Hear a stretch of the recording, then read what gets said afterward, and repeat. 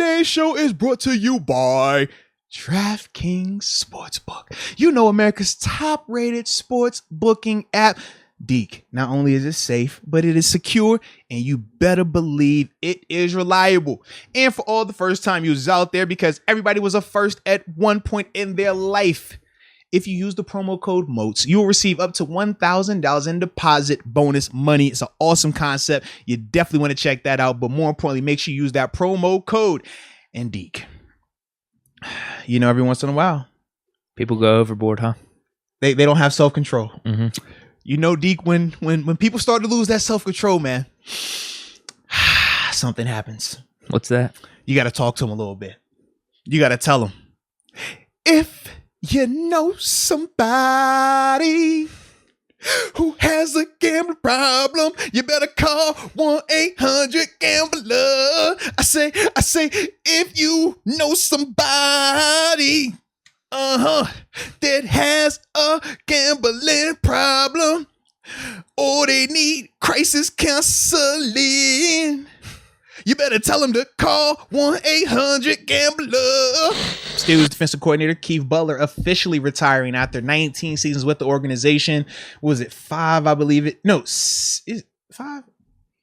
How many seasons? 7 as coordinator. 7. Yeah, 19 total with the team, 7 as coordinator. Started in 2003. Yeah. So how many years that is? That 2019? I don't know. As the Steelers, or on the Steelers as linebackers coach in that.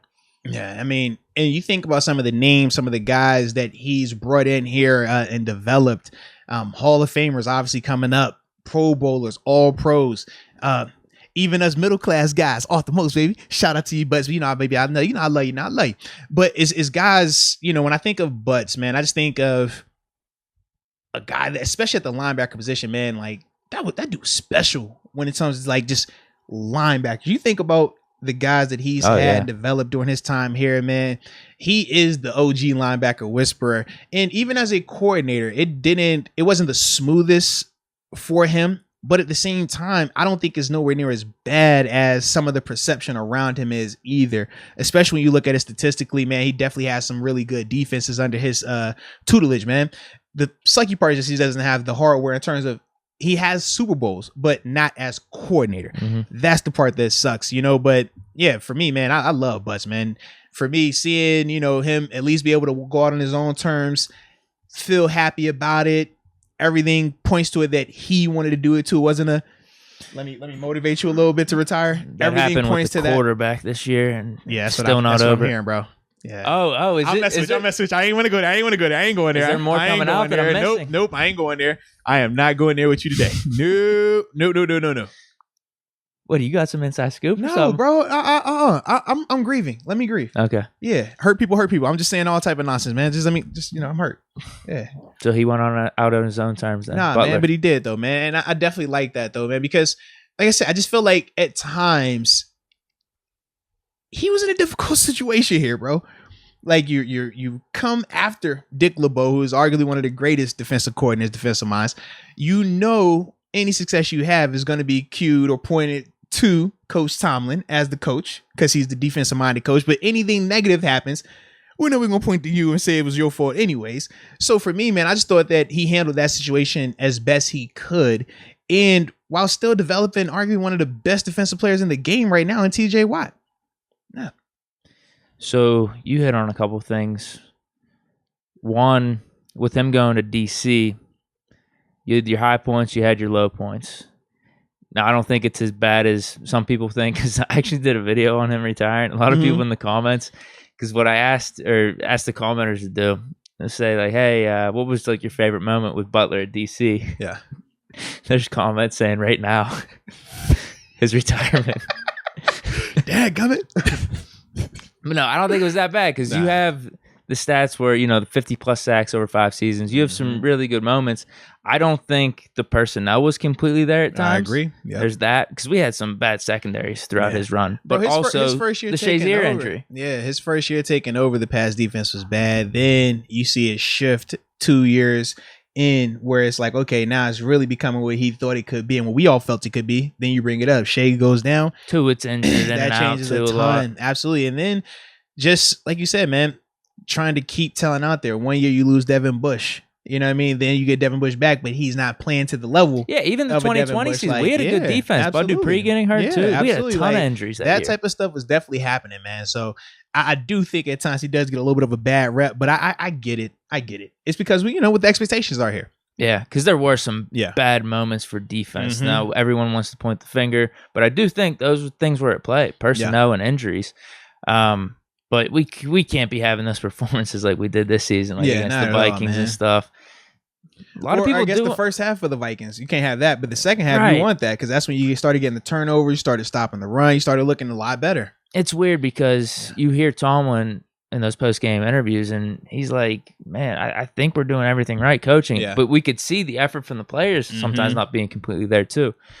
So mixed bag with Butler. Ultimately, I'd say positive, though. It is time for the Steelers. Definitely as linebackers coach, you're right. I mean, James Harrison, Joey Porter, James Ferrier, Larry Foote, Timmons. Like, bro, if you want to throw TJ, did you throw Woodley? No, not even Woodley. You could throw Dupree and Watt in there if you want, even though they were there when he was defensive coordinator. Bro. But man, Moats. Hey now, Moats, right? I'm a second contract guy here under him. Right. Hey, you better believe it. Yeah, he was my position coach that 1 year before I did my extension. Then it was Peasy that took over. So yeah.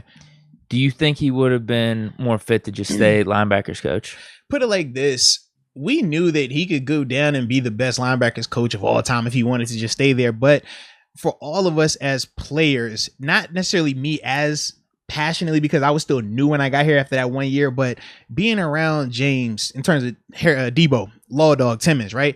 Being around those guys and hearing the stories of how long he's been here, hearing the stories of the success and just being able to hear the intimate details that he knows of the position, that certain things that at that stage when I got here, I definitely thought that I was the smartest guy in the room.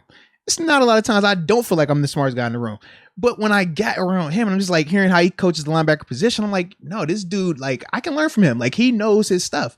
So it was things like that when you start to realize that if he just stays as a linebackers coach, he's never going to be able to realize his full potential.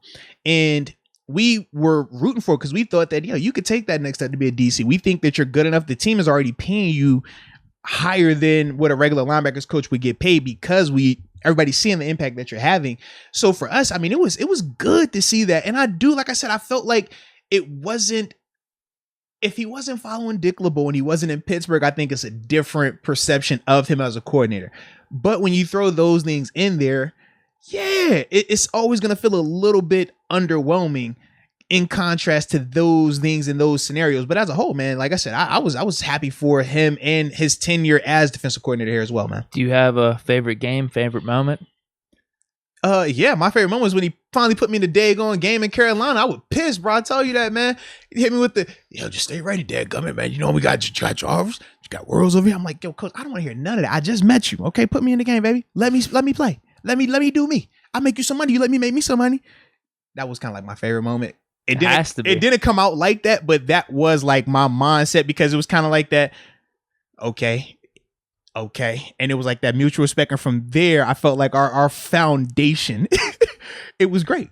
And then after that, we hear play 4 years here, obviously personal relationship with them off the field and afterwards, stuff like that. But it started in that moment. It's like, let me play. Like I'm not here to just sit, you know what I mean? And at times you got to understand those conversations have to be had and they happen as best you can have them. But at the end of the day, like I thought that was for me, one of my moments where I thought that we just had an understanding. And then from there, like I always loved just picking his brain though. Like when we're talking on, like not even on game day, I'm talking like the practice field stuff.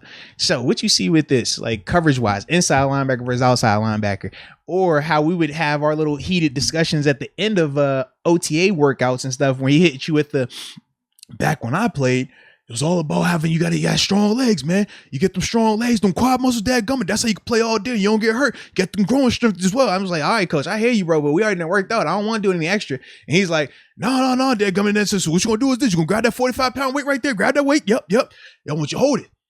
All right. And now you're just gonna do lunges. Full length of the field and back. Coach, bro, what you talking about? I said, we still have to every practice.